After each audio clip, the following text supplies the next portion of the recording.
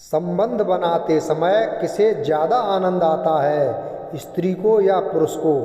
यह सवाल एक बहस की तरह ही बहुत समय से चला आ रहा है कि संभोग के वक्त स्त्री और पुरुष में से कौन ज़्यादा आनंद उठाता है। इस बारे में सबके अलग अलग मत हो सकते हैं। हिंदुओं के प्रसिद्ध धर्म ग्रंथ महाभारत और ग्रीक यूनान के धर्म ग्रंथ में इस प्रश्न का जवाब देती दो कथाएं हैं और आश्चर्यजनक रूप से दोनों पौराणिक कथाओं का निष्कर्ष एक ही है। आज इस लेख में हम आपको वो दो कथाएं बताएंगे। एक बार युधिष्ठिर अपने पितामह भीष्म के पास गए और बोले, हे तातश्री, क्या आप मेरी एक दुविधा सुलझाएंगे? क्या आप मुझे सच सच बताएंगे कि स्त्री या पुरुष दोनों में से वो कौन है जो संभोग के समय ज़्यादा आनंद को प्राप्त करता है? भीष्म बोले, इस संबंध में तुम्हें भंगस्वाना और सकरा की कथा सुनाता हूँ, जिसमें तुम्हारे सवाल का जवाब छुपा है। बहुत समय पहले भंगस्वाना नाम का एक राजा रहता था। वह न्यायप्रिय और बहुत यशस्वी था, लेकिन उसके कोई पुत्र नहीं था।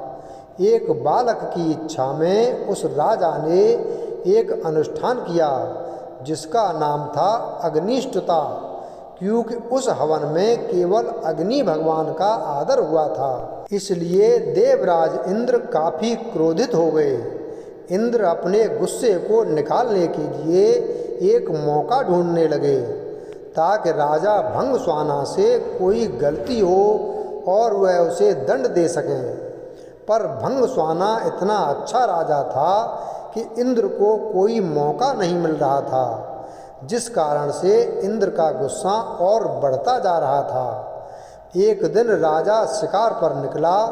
इंद्र ने सोचा, ये सही समय है अपने अपमान का बदला लेने का, और इंद्र ने राजा को सम्मोहित कर दिया। राजा भंगस्वाना जंगल में इधर उधर भटकने लगा। अपनी सम्मोहित हालत में वह सब सुध खो बैठा। ना उसे दिशाएं समझ आ रही थीं और ना ही अपने सैनिक दिख रहे थे। भूख प्यास ने उसे और व्याकुल कर दिया था। अचानक उसे एक छोटी सी नदी दिखाई दी जो किसी जादू सी सुंदर लग रही थी। राजा उस नदी की तरफ बढ़ा और पहले उसने अपने घोड़े को पानी पिलाया, फिर खुद पिया। जैसे ही राजा ने नदी के अंदर प्रवेश किया और पानी पिया तो उसने देखा कि वह बदल रहा है। धीरे धीरे वह एक स्त्री में बदल गया। शर्म से बोझल वह राजा जोर जोर से विलाप करने लगा। उसे समझ नहीं आ रहा था कि ऐसा उसके साथ क्यों हुआ। राजा भंगस्वाना सोचने लगा, हे प्रभु, इस अनर्थ के बाद मैं कैसे अपने राज्य वापस जाऊं? अग्निष्टुता अनुष्ठान से मेरे 100 पुत्र हुए हैं। उनसे मैं अब कैसे मिलूंगा? क्या कहूँगा? मेरी रानी महारानी जो मेरी प्रतीक्षा कर रही हैं, उनसे कैसे मिलूंगा? मेरे पौरुष के साथ साथ मेरा राजपाट सब चला जाएगा। मेरी प्रजा का क्या होगा? इस तरह से विलाप करता राजा अपने राज्य वापस लौटा। स्त्री के रूप में जब राजा वापस पहुंचा तो उसे देखकर सभी लोग अचंभित रह गए। राजा ने सभा बुलाई और अपनी रानियों, पुत्रों और मंत्रियों से कहा कि अब मैं राजपाट संभालने के लायक नहीं रहा हूँ। तुम सभी लोग सुख से यहाँ रहो और मैं जंगल में जाकर अपना बाकी का जीवन बिताऊंगा। ऐसा कहकर वह राजा जंगल की तरफ प्रस्थान कर गया। वहाँ जाकर वह स्त्री रूप में एक तपस्वी के आश्रम में रहने लगी, जिनसे उसने कई पुत्रों को जन्म दिया। अपने उन पुत्रों को वह अपने पुराने राज्य ले गई और अपने पुराने बच्चों से बोली, तुम मेरे पुत्र हो जब मैं एक पुरुष था। ये मेरे पुत्र हैं जब मैं एक स्त्री हूँ। मेरे राज्य को मिलकर भाइयों की तरह संभालो। सभी भाई मिलकर रहने लगे। सबको सुख से जीवन व्यतीत करता देख देवराज इंद्र और ज़्यादा क्रोधित हो गए और उनमें बदले की भावना फिर जागने लगी। इंद्र सोचने लगे कि ऐसा लगता है कि राजा को स्त्री में बदलकर मैंने उसके साथ बुरे की जगह अच्छा कर दिया है। ऐसा कहकर इंद्र ने एक ब्राह्मण का रूप धारण किया और पहुंच गया राजा भंगस्वाना के राज्य में। वहां जाकर उसने सभी राजकुमारों के कान भरने शुरू कर दिए। इंद्र के भड़काने की वजह से सभी भाई आपस में लड़ पड़े और एक दूसरे को मार डाला। जैसे ही भंगस्वाना को इस बात का पता चला वह शोकाकुल हो गया। ब्राह्मण के रूप में इंद्र राजा के पास पहुँचे और पूछा कि वह क्यों रो रही हैं। भंगस्वाना ने रोते रोते पूरी घटना इंद्र को बताई तो इंद्र ने अपना असली रूप दिखाकर राजा को उसकी गलती के बारे में बताया। इंद्र ने कहा, क्योंकि तुमने सिर्फ अग्नि को पूजा और मेरा अनादर किया, इसलिए मैंने तुम्हारे साथ यह खेल रचा। यह सुनते ही भंगस्वाना इंद्र के पैरों में गिर गया और अपने अनजाने में किए अपराध के लिए क्षमा मांगी। राजा की ऐसी दयनीय दशा देखकर इंद्र को दया आ गई। इंद्र ने राजा को माफ करते हुए उसके पुत्रों को फिर से जीवित करने का वरदान दिया। इंद्र बोले, हे स्त्री रूपी राजन, अपने बच्चों में से किन्हीं एक को जीवित कर लो।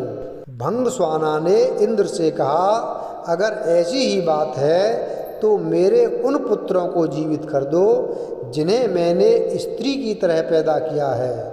हैरान होते हुए इंद्र ने इसका कारण पूछा तो राजा ने जवाब दिया, हे इंद्र, एक स्त्री का प्रेम एक पुरुष के प्रेम से बहुत अधिक होता है, इसलिए मैं अपनी कोख से जन्मे बालकों का जीवन दान मांगती हूँ। भीष्म ने इस कथा को आगे बढ़ाते हुए युधिष्ठिर को कहा कि इंद्र यह सब सुनकर प्रसन्न हो गए और उन्होंने राजा के सभी पुत्रों को जीवित कर दिया। उसके बाद इंद्र ने राजा को दोबारा पुरुष रूप देने की बात की। इंद्र बोले, तुमसे खुश होकर हे भंगस्वाना, मैं तुम्हें वापस पुरुष बनाना चाहता हूँ, पर राजा ने साफ मना कर दिया।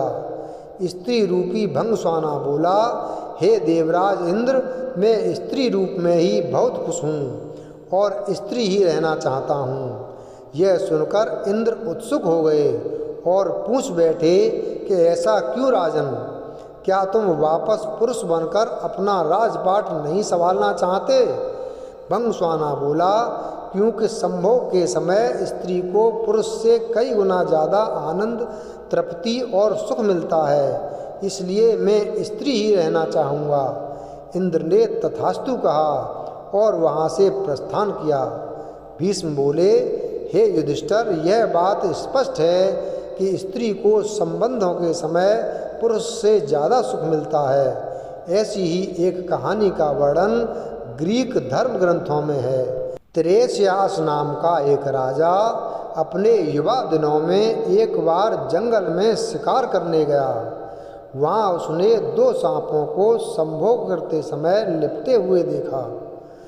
तिरेसियास को ना जाने क्या सूझा, उसने अपने सिपाहियों की मदद से उन विशाल सांपों को अलग करवा दिया। ऐसा करवाते ही उसे श्राप मिला कि उसका पौरुष चला जाएगा और वह एक महिला में तब्दील हो गया। उन सांपों का क्या हुआ इस बारे में कुछ पता नहीं है। कई साल बाद तिरेसियास अपने स्त्री रूप में दोबारा उसी जंगल से गुजरा। अपनी नफरत के चलते उसने अपने सिपाहियों की मदद से दोबारा एक सांप के जोड़े को अलग अलग कर दिया, पर इस बार ऐसा करते ही वह पुरुष बन गया। अब वह अपनी तरह का एक ऐसा अकेला व्यक्ति था जिसने स्त्री और पुरुष दोनों का जीवन जिया था।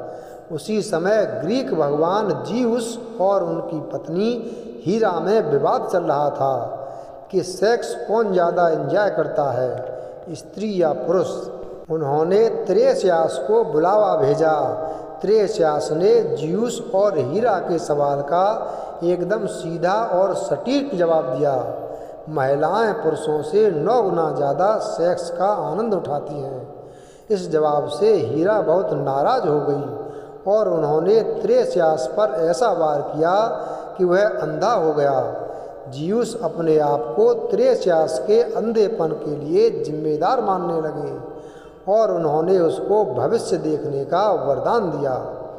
लगभग दुनिया की हर संस्कृति में ऐसे देवी देवता हैं जो स्त्री पुरुष का संबंध खूबसूरती से दर्शाते हैं। भारत में ऐसी प्रतिमा है अर्धनारीश्वर की।